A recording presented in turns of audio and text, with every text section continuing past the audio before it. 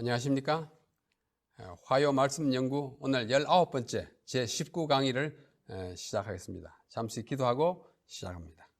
하나님 아버지시여, 우리가 하나님의 말씀 가운데 있는 절기들을 통하여 우리 주님이 우리를 어떻게 구속하시고 우리 주님이 어떻게 그 가운데 잠겨져 수놓여져 있는지를 공부하겠습니다. 이 시간에도 우리의 마음을 여시고 이해를 여시고 눈을 여셔서 이 아름다운 절기 가운데 수놓인 우리 주님의 모습을, 구원의 실체를 다시 한번 더 깊이 밝게 체험하는 시간 되게 하여 주시옵소서. 예수님의 이름으로 기도하옵나이다. 아멘. 자, 오실자의 표상, 구약의 그리스도. 오늘은 초실절과 77절의 표상적 의미를 함께 연구하겠습니다. 바로 지난주에는 6월절과 무교절에 관한 말씀을 드렸고, 오늘 그것과 아주 연관돼서 바로 이어지는 두 절기, 초실절 그리고 77절 의미를 살펴보겠습니다. 초실절은 히브리 사람들이 뭐라 그러냐면은 비쿠림이라고 합니다. 비쿠림이라는 말은 첫 열매라는 뜻이에요. 겨울이 지나고 동토에서 움이 나고 또는 꽃이 피고 나중에 열매를 맺어서 제일 처음 익어서 먹게 된 그 열매를 비쿠림이라고 하는데, 이 초실절도 그렇게 표현합니다. 초실절의 기원은 레위기 23장에서 우리가 자세히 기록된 것을 볼 수 있습니다. 먼저 레위기 23장 10절, 11절 말씀 보겠습니다. 이스라엘 자손에게 고하여 이르라. 너희는 내가 너희에게 주는 땅에 들어가서, 앞으로 가나안 땅에 들어가서, 지금 시내 광야에서 모세를 통해서 주시는 절기에 관한 법이에요. 너희에게 주는 땅에 들어가서 너희의 곡물을 거둘 때에 위선, 먼저 너희의 곡물의 첫 이삭 한 단을 제사장에게로 가져올 것이요, 제사장은 너희를 위하여 그 단을 여호와 앞에 연납되도록 흔들어라 그랬어요. 흔들되 안식일 이튿날에 흔들 것이며, 이 안식일 이튿날의 말은 지난주에 본 무교절 안식일입니다. 무교절의 첫날이 안식일이고 마지막 날이 안식일인데, 그 안식일 그 이튿날에 흔들어 들으라. 무엇을요? 곡물 가운데 처음 익은 첫 이삭 한 단을 그냥 이렇게 갖다 바치지 않고 흔들어 들었어요.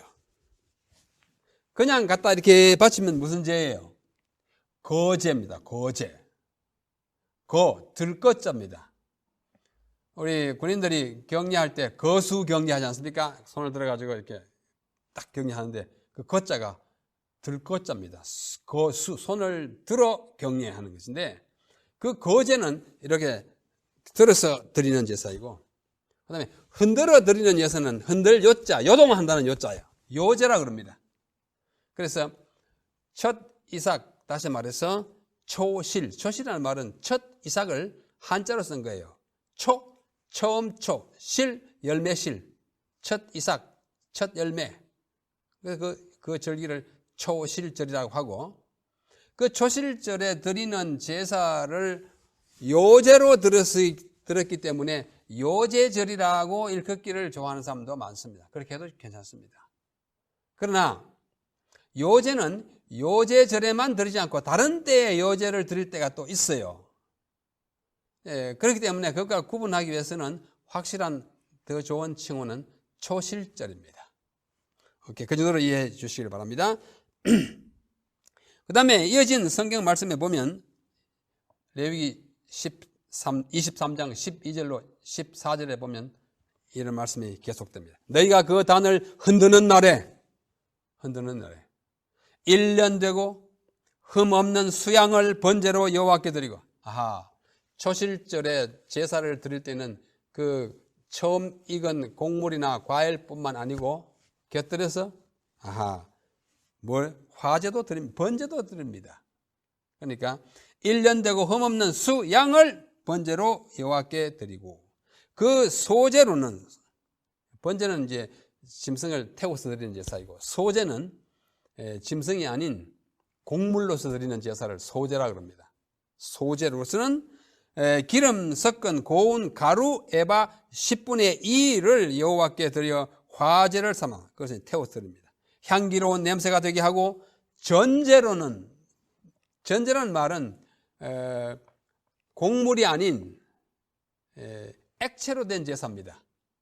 다시 말해서 기름, 올리브 기름, 감람유라든지 또는 기타 기름으로, 또는 다른 액체, 포도주라든지 포도주나 감람유 같은 이런 액체 제사를 전제라 그럽니다. 영어로 drink, 마시는, drink offering 이렇게 표현합니다. 자, 또 그 전제로는 포도주 흰 4분의 1, 흰이라고 하는 단위가 있었어요. 4분의 1 흰을 쓸 것이고, 너희는 너희 하나님께 예물을 가져오는 그날까지 떡이든지 볶은 곡식이든지 생이삭이든지 먹지 말지니, 이는 너희가 그 거하는 각지에서 대대로 지킬 영원한 규례니라. 왜? 하나님께 이것을 바치기 전에 먼저 먹지 마라, 이런 의미를 담고 있습니다. 팔레스타인 지방에서 가장 먼저 수확되는 곡물은 일반적으로 보리였습니다. 보리가 먼저 추수되기 때문에 그때 추수되는 절기를 맥추절이라고도 이렇게 읽기도 했어요. 하여튼 봄 절기들이 시작될 무렵에는 대체로 이 보리가 이미 결실합니다. 우리나라하고 아주 달라요. 우리 봄에는 결실하는 게 아무것도 없잖아요. 그러나 팔레스타인, 이스라엘 그 지대는 우리나라보다 따뜻해요. 특별히 지중해를 끼고 있기 때문에 지중해성 기후라 그래서 우리보다 온도가, 평균 온도가 굉장히 높습니다. 그래서 봄에 우리 봄절기를 시작할 때쯤 되면 그게 4월쯤 되는데요. 4월 때 이미 첫 곡물이 나오는 것입니다. 우리 계절로 겨울지만 거기는 잘 자라고는 계절이 돼요. 그래서 사람들은 맨 먼저 익은 이삭들을 골라가지고 한 단을 묶어서 그걸 제사장에 가져오고, 제사장은 만물이 주님의 것인데 처음 익은 것을 정성으로 주님께 드립니다 라는 뜻으로 흔들었어. 왜 흔들었을까요? 그 흔드는 취지는 이렇습니다. 지난 겨울 동안에 오랫동안 이 곡물이 자라긴 했지만서도 얼어붙기도 하고 때때로는 눈도 오고 뭐 이렇게 죽은 듯이, 또 나무들은 다 낙엽이 지고 이제 나무 이 마른 가지만 있던 거기에서 어떻게 해요? 움이 돋고, 순이 나고 꽃이 피고 열매가 생겨서 마침내 땄으니 뭐예요? 얼마나 반가워요. 하나님, 지난 겨울 내내 우리가 아무것도 거두지 못했는데 이 귀한 생명, 죽었던 땅에서, 죽은 것 같던 나무에서 새로운 생명이 나왔으니 그건 뭐예요? 부활이잖아요. 부활했다고. 그래서 그 첫 열매를 하나님께 먼저 바치고 그 다음에 자기들이 먹었습니다. 우리 부조와 선지자 539페이지에 와이트 여사님이 이렇게 말씀했습니다. 제사장들은 만물이 하나님의 소유라는 사실에 대한 인정으로 이 곡식달을 하나님의 제단 앞에서 흔들었다. 만물이 주의 것인데 첫 열매를 주님께 드립니다. 만약에 보리가 그때 요제의 단을 만들어 드릴 만큼 충분히 익지 않았을 경우에는 추가로 한 달을 더 줘서 그 다음 달에 했어요. 계절이, 이게 유대력은, 성력은 음력이에요. 음력과 양력은 똑같이 가지 않잖아요. 양력은 4월이 됐지만 이것은 봄이 안 될 경우가 있어요. 그래서 한 달 더 줘가지고, 왜냐하면 우리 양력은 한 달이 30일 또는 31일이지만 음력은 28일, 29일이잖아요. 그죠? 그래서 그 차이 나는 것이 누적되면 나중에 한 달, 윤달을 더 주기도 하였습니다. 이와 같이 하나님께서는 뭐 딱 정해놓고 철칙으로 반드시 이날에 하지 않고 형편에 따라서 한 달을 더 주어서 우리가 초실절을 정말 잘 지킬 수 있게 하기도 하였던 것입니다. 이 흔든 곡식단은 도대체 무엇을 나타내는가? 우리가 지금 표상을 공부하고 있지 않습니까? 오실자의 표상이에요. 아주 위대한 표상입니다. 이 질문에 대한 대답은 봄 절기의 순수와 그것이 그리스도의 생애에서 실현된 사건들을 비교해주면 하면 분명해집니다. 우리 지난주에 본 6월절은 뭐예요? 6월절 어린 양, 예수님이잖아요. 6월절은 예수님의 십자가의 죽음을 표상하는 것입니다. 그래서 AD 31년 6월절 그날에 예수님이 양 잡는 시각에 돌아가셨다고 지난주에 우리 공부했습니다. 그러면 그래서 그 다음 날부터는 무교절이잖아요. 한 주일 동안. 그 다음에 그 다음 날 14일이 6월절, 15절부터 21일이 무교절, 그 다음에 14, 15, 16일이 초실절이에요. 자, 예수님이 AD 31년 니산월 14일에 십자가에 달려 돌아가시고 그 다음 날 돌아가신 날은 그날이 금요일이었습니다. 그러니까 부활하신 날은 무슨 요일이었어요? 오늘날 우리 요일 하면 일요일. 일요일에 무슨 일이 있습니까? 부활하셨습니다. 부활하신 것입니다. 부활한 날입니다. 그러므로 초실절은 첫 열배라고 하는 초실절은 그리스도의 부활을 예표하는 절기입니다. 부활절의 모형 또는 표상적 부활절이라고 불러도 될 만큼 이 초실절은 부활을 나타내요. 아까 말씀드린 바와 같이 지난 겨울 동안에 죽었던 것 같은 나무와 땅에서 새 생명이 나왔으니까 말하자면 부활이잖아요. 예수님이 그 부활을 상징하는 첫 열매를 드리던 그날에 부활하신 것은 예수님이 첫 열매예요. 무엇에? 부활의 첫 열매인 것입니다. 이것을 일찍 깨달은 사도 바울은 고린도전서 15장에 다음과 같이 말합니다. 저는 이 말씀 읽기를 참 좋아합니다. 왜냐하면 어쩌면 이렇게도 딱 부합하는지. 여러분 성경 연구하다가 구약과 신약이 딱 부합하면 기뻐요, 안 기뻐요? 저는 엄청 기뻐요. 그래서 성경을 연구하기를 아주 정말 신나게 하는 그런 때가 있습니다. 그 가운데 하나가 고린도전서 15장 20절로 23절이에요. 제가 읽겠습니다. 그러나 이제 그리스도께서 죽은 자 가운데서 다시 살아 부활해서 잠자는 자들의 첫 열매가 되셨도다. 뭐가 됐어요? 첫 열매. 첫 열매가 뭐예요? 초실이에요. 예수님이 잠자는 자들의 초실절이 되셨습니다. 사망이 사람으로 말미암았으니 죽은 자의 부활도 사람으로 말미암는도다. 이 참 설명이 많이 필요합니다만, 사망이 사람으로 아담의 범죄로 말미암아 됐지만은 죽은 자 가운데 부활도 사람, 둘째 사람 누구예요? 예수 그리스도로 말미암아 이제는 부활이 이루어진다 그거예요. 아담 안에서 모든 사람이 죽은 것 같이 그리스도 안에서 모든 사람이 삶을 얻으리라. 그렇죠. 그러나 그 다음 23절이에요. 각각 자기 차례대로 되리니, 자기 차례대로 이제 부활하는, 우리가 죽는 날 다 다르고 나중에 이제 우리가 때가 돼야 부활하는데, 먼저는 첫 열매인 그리스도요. 순서대로 해요. 첫 열매 다음에, 그 다음에 두 번째 열매. 그 다음에는 그리스도 강림하실 때에 그에게 붙은 자요. 이분이 누구예요? 여러분과 저예요. 우리가 다 그리스도에게 붙어 있는데. 자, 다시 한번. 그리스도 안에 모든 사람이 이제 살게 되는데 순서가 있어요. 먼저는 첫 열매인 그리스도, 초실절인 예수님이고, 둘째는 예수 강림하실 때 거기에 붙은 그리스도예요. 예수님은 초실절이고 우리는 그 다음 열매들이라는 것이에요. 이와 같이 확실하게, 아주 확실하게 예수님은 우리의 초실절이 되는 것입니다. 시대의 소망 785페이지 이렇게 말씀하셨습니다. 와이프인이 이 말씀을 더 세부적으로 설명하고 있어요.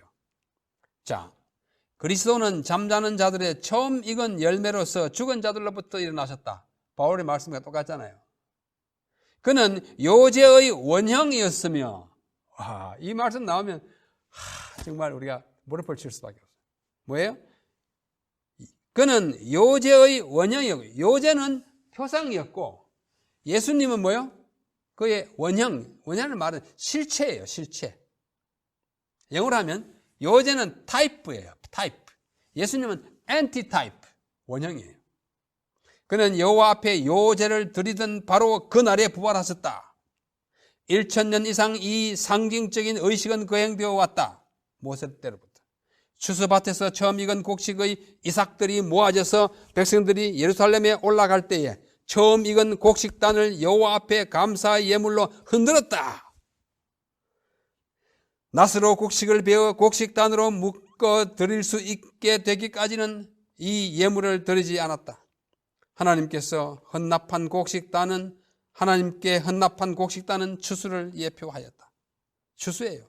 그와 같이 처음 익은 열매가 되신 그리스도는 하나님의 나라를 위하여 모아드릴 큰 영적 수확을 예표하셨다. 그의 부활은 죽은 모든 의인의 부활의 모형이요, 다른 말로 표상이요, 보정이 되는 것입니다. 그분이 또 하나의 모형이 돼가지고 우리가 부활할 부활의 표상이 됐다고 말합니다. 보정이 됐다고 말씀하십니다. 또 시대소망 834페이지에 이렇게 말씀하십니다. 그는 자신의 승리의 증거품들을 가리키시며 그가 재림하실 때에 무덤에서 일어날 큰 무리의 대표자로서 그와 함께 부활한 자들을 요제의 단으로 하나님께 바치신다. 예수님 부활할 때 같이 부활한 사람도 있었어요. 성경은 요제로 드린 첫 열매 곧 초실의 곡식단으로 표상된 부활에 대한 다른 약속을 침례를 통하여 하나님의 백성들이 경험한다고도 가르칩니다. 그분의 죽음을 우리가 그렇게 한다고 가르치지 않습니까? 로마서 6장 3절로 5절에 그의 죽으심과 합하여 물에 들어감으로 침례를 받는 것은 그와 함께 장사되고 또 그와 함께 나올 때는 부활이에요. 이 부활을 침례로서도 하지만 요제로서도 함께 한 것입니다. 예수님은 이 밖에도 여러 가지 의미로 첫 열매가 되셔요. 여기 한 학자가 아주 자세히 말씀했는데 그중에 몇 개를 소개하겠습니다. 예수님은 동정녀 마리아의 첫째 아들이었어요. 둘째 아들 없습니다, 물론. 동정녀 마리아 예수님 낳으시고 다른 아이를 낳지 않았어요. 하여튼 마리아의 태문을 여는 첫 열매가 됐고, 그 다음에 예수님은 히브리서 1장 6절에 보면 아버지 하나님의 맏아들이 되셔서 첫 열매예요. 또 골로새 1장 15절에는 모든 창조물보다 먼저 나셨다고, 먼저 나신 자의 이야기고, 또 계시록 1장 5절에는 죽은 자들 가운데서 먼저 나신 자입니다. 먼저 나셨어요. 그 다음에 로마서 8장 29절에 많은 형제 중에서 맏아들이 되셨어요. 그분이 우리의 형님이고 오빠입니다. 큰 오빠예요. 그 다음에 고린도전서 15장 방금 읽은 20절과 23절에 보면 첫 열매가 되신다 했고, 그 다음에 계시록 3장 14절에 보면은 하나님의 창조의 근본이 되시고 첫째가 되시는 분이에요. 골로새 1장 18절에는 죽은 자들 가운데서 먼저 나신 자, 바로 초실이고 만물의 어뜸이 되시는 분, 그분이 최고인 것입니다. 자, 이런 이야기들을 포함하고 있는 것이 바로 초실의 의미입니다. 자, 이제 한 짧은 시간 동안에 77절에 대한 이야기를 하고 오늘 마치겠습니다. 77절. 77절은 샤부오트라고 합니다. 샤부오트라는 말은 7번 주일을, 안식일을 지난 다음에 신약에 와서는 이걸 우리가 오순절이라고 말하죠. 오순은 열흘이 5개, 그러니까 50일이고 77절은 77이 49 갖고 50을 가리키는 거예요. 그렇게 표현합니다. 이것은 시완월, 우리 앞에서 본 유월절, 무교절, 그 다음에 방금 본 요제를 드리던 초실절은 다 니산월에 있어요. 니산월 그 다음 달이 시완월입니다. 시완월 5일 또는 6일에 드는 절기가 77절입니다. 이 77절에 대한 이야기가 맨 먼저 기록된 것은 레위기 23장 15절로 18절입니다. 성경 말씀을 읽어보겠습니다. 안식일 이튿날 곧 너희가 요제로 단을 가진 날로부터. 안식일은 무교절의 첫날 안식일, 그러니까 6월절 다음날. 그 다음에 그 다음날 첫 열매를 요제로 드리던 그날로부터 세가지고 7안식일의 수요를 채우고 제7안식일 이튿날까지 합 50일을 계수하여 새 소제를 여호와께 드리되 너희 처소에서 에바 10분의 2로 만든 떡 2개를 가져다가 흔들지니. 이게 또 흔들잖아요. 이게 또 일종의 요제예요. 그러나 이걸 요제라고 하지 않습니다. 아까 본 요제는 이제 초실인데 초실절에도 흔들어 드리고 또 칠칠절에도 흔들어 드려요. 그러므로 요제라는 말을 쓰려면 다 써야 되는데 한쪽만 쓰기에는 좀 그러니까 앞에는 초실절 이렇게 하는 게 더 좋다고 말씀드렸습니다. 떡 2개를 가져다 흔들지니 이는 고운 가루에 누룩을 넣어서 구운 것이요. 아하. 지난주에서 공부한 무교절에는 누룩을 빼고 누룩을 하나도 넣지 말고 했는데 이번에 누룩을 넣고 넣어요 또. 이는 첫 요제로 여호와께 드리는 것이며 너희는 또 이 떡과 함께 1년 되고 흠없는 어린 양과 양 7 그리고 젊은 수소 하나 그 다음에 수양 2 드리되 이들은 그 소제와 그 전제와 함께 여호와께서 드려서 번제를 삼을지니 이는 화제라 여호와께 향기로운 냄새가 될 것이다. 아주 길게 쭉 설명하셨어요. 그 다음에 같은 장 23장 레위기 19절로 21절에도 말씀을 또 하고 있습니다. 그 첫 번째만 읽겠습니다. 또 숫염소 하나를 속죄제로 드리고 1년 된 어린 양 2를 화목제 희생으로 드릴 것이고 제사장은 그 첫 이삭의 떡과 또 함께 그 2 어린 양을 이 첫 이삭은 초실절에 그것이 아니고 이제는 익을 만큼 익어서 이제 한참 많이 거두드릴 때 그때 첫 부분을 말합니다. 흔들어서 여호와 앞에 요제를 삼을 것이요. 또 요제잖아요. 근데 요제를 드리는 절기는 2가지입니다. 일반적으로 요제절이라고 말하는 초실절과 여기서 말하는 칠칠절 다 흔들어서 드렸습니다. 이것은 여호와께 드리는 성물이라고 말씀하십니다. 이 봄 축제 중에서 맨 마지막 것이 칠칠절인데요. 거의 여름입니다. 초실절로부터 7주일을 지난 때에 드린대요. 그래서 이것을 이제 보리를 이제 본격적으로 이제 대대적으로 정식으로 거두어 드리기 때문에 이걸 맥추절이라고도 이름을 일컫고 있습니다.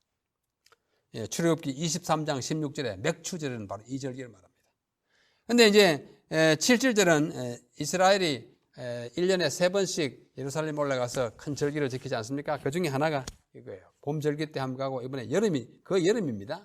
한 번 가고 그다음 가을에 가지 않습니까? 3대 순례 절기 중에 하나였고 또 신약에서는 헬라어식으로 이거를 펜테코스트, 영어로 펜티코스트, 오순절이라 이렇게 부릅니다. 50일째 되는 날이라 이렇게. 유대인 랍비들은 이 절기가 그러니까 6월절, 그다음에 무교절, 그다음에 초실절로부터 7주일째 되는 이날, 50일째 되는 이날에 무슨 일이 있었는가? 이 절기를 유대인들은, 랍비들은 애굽에서 처음 6월절을 지키고 이제 홍해를 건너서 탈출하지 않습니까? 그때로부터 7주일 되는 날에 그들이 시내산에서 10계명을 반포하는 일이 있었다고 믿습니다. 성경에 증거는 없어요. 그래서 유대인 랍비들은 그러니까 맨 첫 6월절 애굽에서 지키고 나서 50일째 땄는데 무슨 사건이 있지 않겠느냐? 그게 10계명 받은 것이라고 생각하게 됐어요.